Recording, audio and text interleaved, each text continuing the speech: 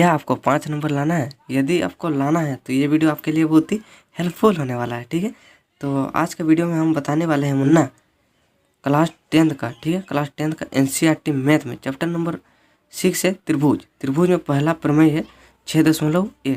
ठीक है, जिसको हम आज बताने वाले हैं। ठीक है, जो कि आपको 5 नंबर बिल्कुल दिलाएगा आपके बोर्ड एग्जाम में। ठीक है, ये बहुत इम्पोर्टेंट है बोर्ड एग्जाम के लिए। ठीक है, वेरी वेरी इम्पोर्टेंट है इसके लिए, एग्जाम के लिए। ठीक है, तो चलिए वीडियो को स्टार्ट करते हैं। सबसे पहले हम जानेंगे भैया, ये क्वेश्चन देख रहे हैं ना, इसको बोलते हैं कथन। ठीक है, कथन बोलते हैं, और इंग्लिश में बात करें तो इसको स्टेटमेंट बोलते हैं। ठीक है, ये चीज़ आपको ध्यान में रखना होगा कि क्वेश्चन क्या कह रहा है। ठीक है, तो चलिए क्वेश्चन को समझाते हैं। ठीक है, पढ़ते हैं, समझाते हैं और आपको भी बताते हैं। तो क्वेश्चन कहता है, यदि किसी त्रिभुज की, है ना, कोई भी त्रिभुज हम ले सकते हैं। तो चलिए एक त्रिभुज बना लेते हैं। ठीक है, लो भैया एक त्रिभुज बना दिए। नाम देना जरूरी है ना, A, B और C। हम एक त्रिभुज लिए जिसमें ABC नाम भी दे दिए। ठीक, फिर आगे कहता है एक भुजा के समांतर। ठीक है, एक भुजा के समांतर अन्य दो भुजा को भिन्न भिन्न बिंदु पर प्रतिच्छेद करने वाली एक रेखा खींची। बाद में बोलता है भैया एक भुजा के समांतर, यानी कि आप किसी भी भुजा के समांतर आप ले लेते हो ना, तो अन्य दो भुजा को मान लेते हैं हम BC के समांतर एक रेखा यहाँ खींच दे। ठीक है, अन्य दो भुजा को भिन्न भिन्न बिंदु पर, ये बिंदु काटा, ये बिंदु काटा, ठीक है, प्रतिच्छेद किया करने वाली एक रेखा खींची जाए। ये वाला रेखा खींचे और नाम दे देते हैं ABC या DE। ठीक है, DE नाम दे दिए। तो कहता है अन्य दो भुजा को, ठीक है, अन्य दो भुजा बोलने से क्या, AD और DB को, AE और EC को एक ही अनुपात में विभाजित करता है। यानी कि भैया हमको सिद्ध करना है AD बटा DB, ठीक है, एक ही अनुपात में विभाजित होना चाहिए। ठीक है, AE बटा EC। ठीक है, सबसे पहले मैं और एक बार बता देता हूँ। यदि किसी त्रिभुज में, ठीक है, तो किसी त्रिभुज हम बना लिए एक त्रिभुज को, फिर कहता है एक भुजा के समांतर, तो मैंने BC के समांतर DE लिया। ठीक है, अन्य दो भुजाओं को भिन्न भिन्न बिंदु पर प्रतिच्छेद करने वाली एक रेखा खींची जाए, तो मैंने इस रेखा को खींच दिया। ठीक है, प्रतिच्छेद कहाँ पर किया, इस बिंदु पर और इस बिंदु पर किया, है ना, तो खींची जाए तो अन्य दो भुजा कौन से होगा, ये वाला भुजा और ये वाला भुजा, ये वाला भुजा और ये वाला भुजा। ठीक है, एक ही अनुपात में विभाजित करते हैं, एक ही, यानी AD और DB एक ही अनुपात हो गया, AD और DB, और इधर हो गया AE और EC बराबर होगा ना, एक ही अनुपात में विभाजित करता है। तो यही हमको सिद्ध करना है। ठीक है, तो सबसे पहले हम लिखेंगे भैया हल लिखो, सॉल्व लिखो, सॉल्यूशन लिखो, कोई दिक्कत नहीं है। ठीक है, तो हम लिखेंगे सॉल्यूशन। ठीक है, सबसे पहले लिखेंगे किसी भी त्रिभुज की बात कर रहा है तो लिख लेते हैं सबसे पहले माना कि ABC एक त्रिभुज है। ठीक है, ABC एक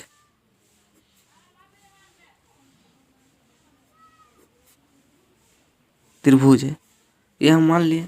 फिर तो ये दिया है एक भुजा के समांतर अन्य दो भुजा को भिन्न भिन्न बिंदु पर प्रतिच्छेद करने वाली एक रेखा खींची जाए, ये तो हमको दिया है। ठीक है, रेखा खींची जाए, यानी कि और दिया है, फिर लिखेंगे हम दिया है।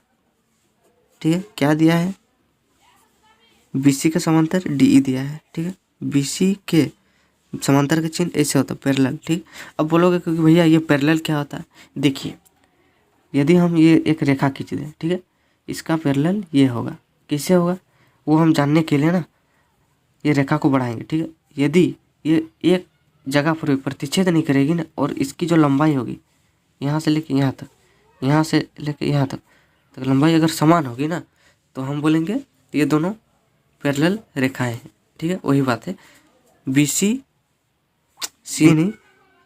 होगा। ठीक है, BC समांतर DE।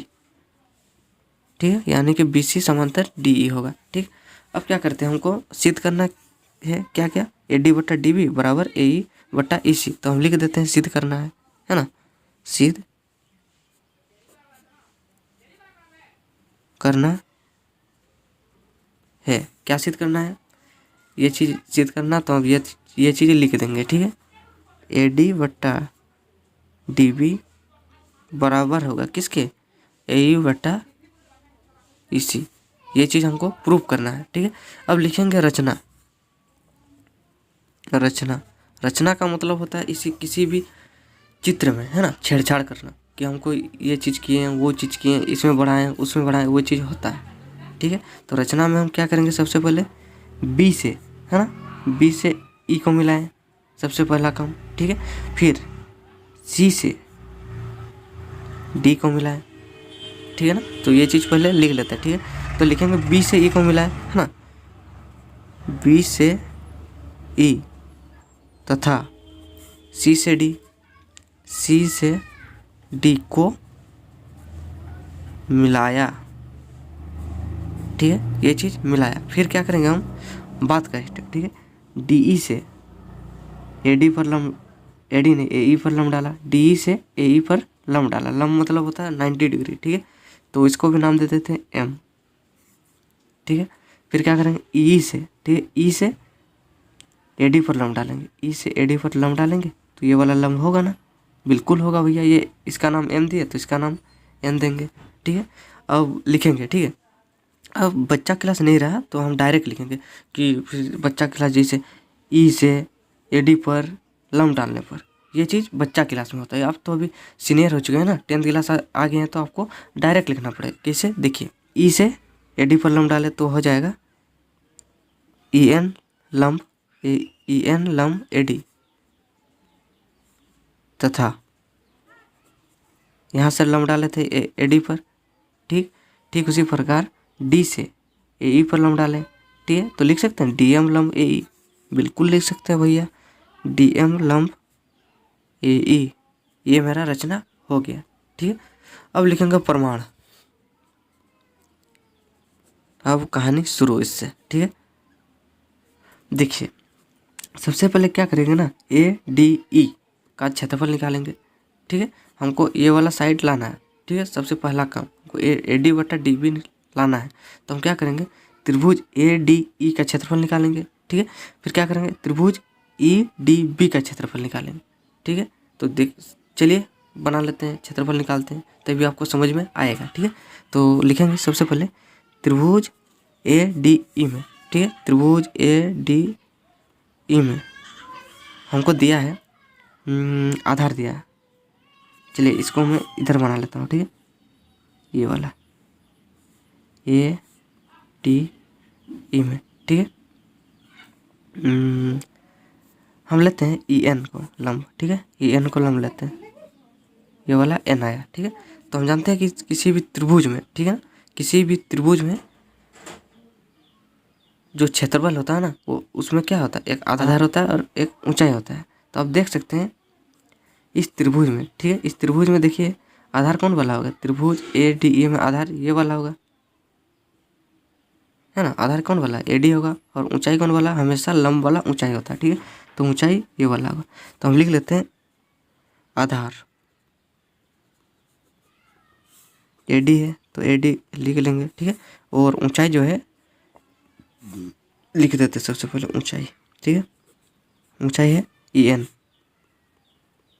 ठीक, अब लिखेंगे त्रिभुज ए डी ई का क्षेत्रफल। तो इसको हम लिखेंगे area of triangle A D E. Area of triangle A D ई जानते हैं रे, त्रिभुज ए बी का, किसी भी त्रिभुज का क्षेत्रफल क्या होता है, 1/2 आधार गुना ऊंचाई। ठीक है, आधार क्या है, ए डी है, तो ए डी लिख देंगे। ऊंचाई क्या है, ई एन है, ई एन लिख देंगे। दिक्कत है नहीं, चलिए देखिए, इसको मान लेते हैं समीकरण 1। ठीक ठीक उसी प्रकार हम लिखेंगे फिर ये वाला त्रिभुज ए डी ई में हुआ। अब त्रिभुज बी डी ई, ठीक, बी डी ई में। ठीक, इसको भी हम बना लेते हैं, देखिए इस प्रकार से बनेगा। ठीक, D E D E B होगा। ठीक, अच्छा, अब इसमें बोलिएगा भैया आधार कौन सा है और लंब कौन सा है। ठीक है, तो आधार हो जाएगा ये वाला, ठीक है, डी बी, और ऊंचाई होगा ये वाला। गलत बात, ये नहीं होगा। ठीक है, मैंने क्या बताया कि जो लंब होता है ना वही ऊंचाई होता है। तो आप देख सकते हैं यहाँ पर, ठीक है, ये वाला क्या है, ऊंचाई है, तो इसको हम इस प्रकार बना सकते हैं। ठीक है, इसका नाम है एन, तो ऊंचाई क्या होगा, ये वाला। ठीक है, ई एन। अगर आप ऊंचाई ईडी करते हैं ना, एग्जामिनर आपका नंबर काट देगा, पूरा 0 कर देगा, ठीक है। क्योंकि ऊंचाई हम जानते हैं हमेशा लंब होता है, ठीक है। तो ये लंब है नहीं है तो बिल्कुल नहीं लेंगे भैया, ठीक है। लंब हमेशा ऊंचाई होता है, ठीक है। तो अब क्या करेंगे, एरिया ऑफ ट्रायंगल निकाल लेते हैं। एरिया ऑफ ट्रायंगल यहाँ पर निकाल लेते हैं ADE। अब निकालेंगे एरिया ऑफ ट्रायंगल BDE, 1/2, आधार क्या है DB, ऊंचाई क्या है EN, समीकरण 2, ठीक है। इतना कर लिए। अब क्या करेंगे, समीकरण 1 से नहीं, समीकरण 1 और 2 को भाग देंगे, ठीक है। तो लिख लेते हैं समीकरण 1 भागा समीकरण 2, ठीक। समीकरण 1 और समीकरण 2 को भाग देंगे। तो चलिए, समीकरण 1 क्या है, एरिया ऑफ ट्रायंगल ADE, तो लिख लेते हैं area of triangle ADE divide by area of triangle क्या है BDE, area of triangle BDE, ठीक है, बराबर होगा किसके, एरिया ऑफ ट्रायंगल ADE क्या है 1/2 AD गुना EN, ठीक है। बट्टा हो जाएगा क्योंकि हम भाग दे रहे हैं, ठीक है। भाग मतलब बट्टा होता है, ठीक है। और एरिया ऑफ ट्रायंगल BDE क्या दिया गया भैया, 1/2 DB गुना EN, तो EN लिख देंगे, ठीक है। 1/2 ने 1/2 को काटा, EN ने EN को काटा, बचा क्या AD/DB, ये वाला हम निकला, ठीक है। आप देख सकते हैं कि भैया ये वाला पार्ट और ये वाला पार्ट बराबर आ चुका है, ठीक है। इसको मान लेते समीकरण 1, ठीक है।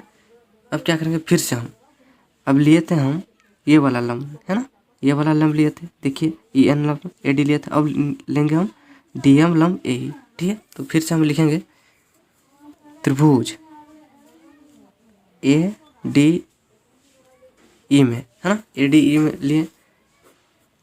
अब फिर से हमें फिगर के माध्यम से आपको समझा देता हूँ, ठीक है।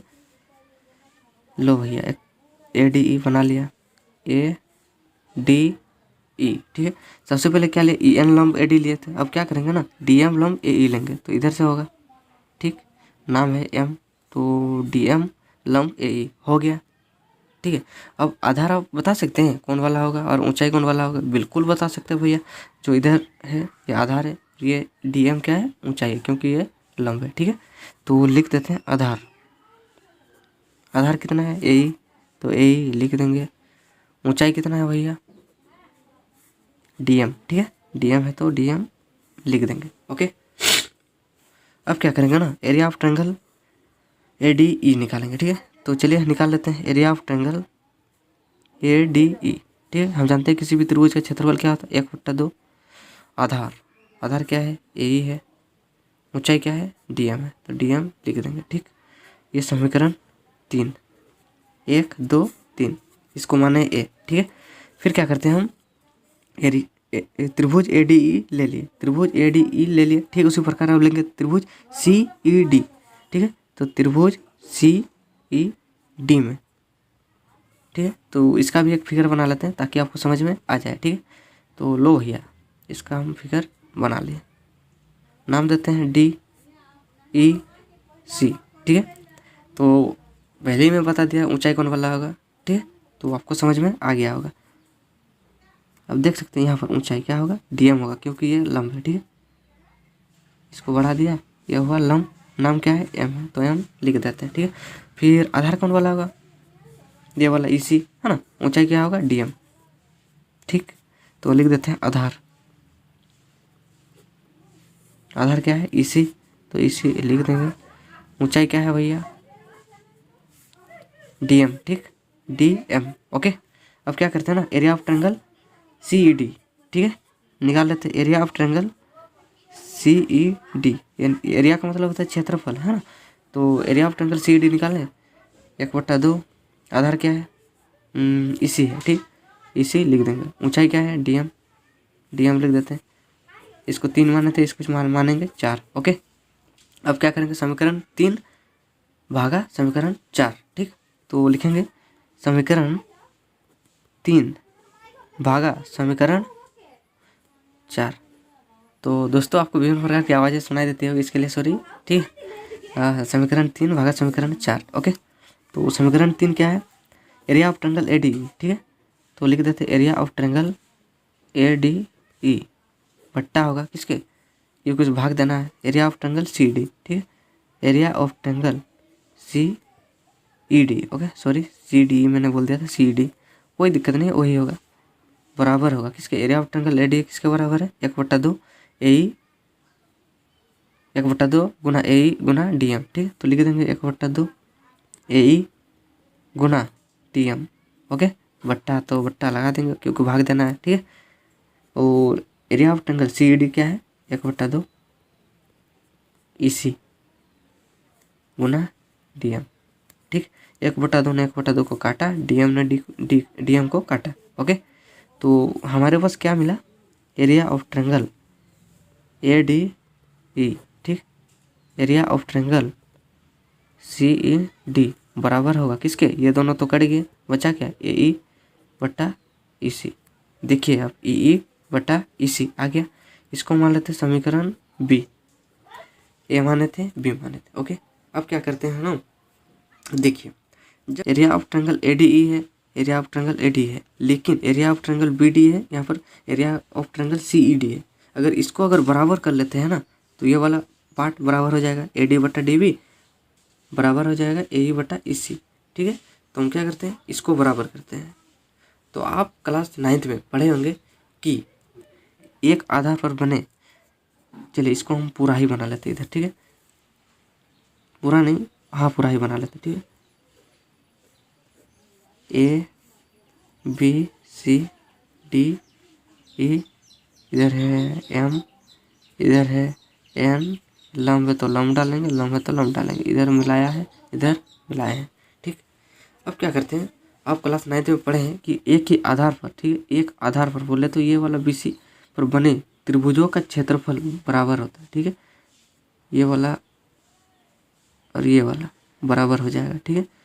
कि मैंने क्या बोला, ये क्लास 9th में आपके प्रमेय में दिया गया, किसी भी त्रिभुज का क्षेत्रफल बराबर कब होता है, जब वह एक ही आधार पर से बनता है, ठीक है। एक ही आधार से बनता है, वो बराबर होता है। तो हम लिख देते हैं यहाँ पर, हम जानते हैं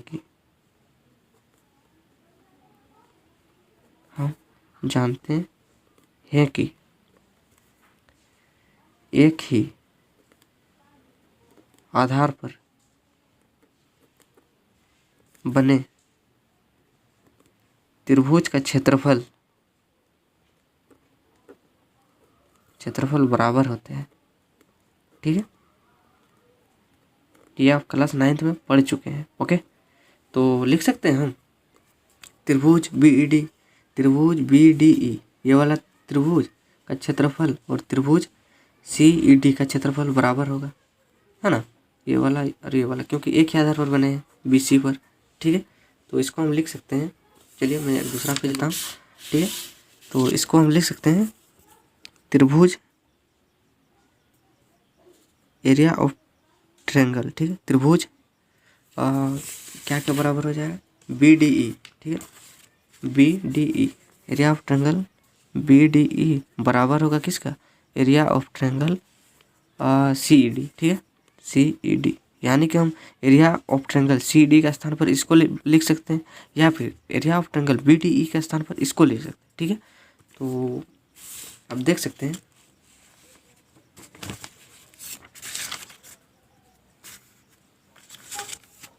एरिया ऑफ ट्रायंगल, ठीक है, ए डी ई बट्टे area of triangle B D E के स्थान पर हम लिख सकते हैं इसको area of triangle C D को, ठीक है। क्योंकि बी डी ई किसके बराबर है, एकदम area of triangle C E D के बराबर होता है, ठीक है। तो हम लिख लेते हैं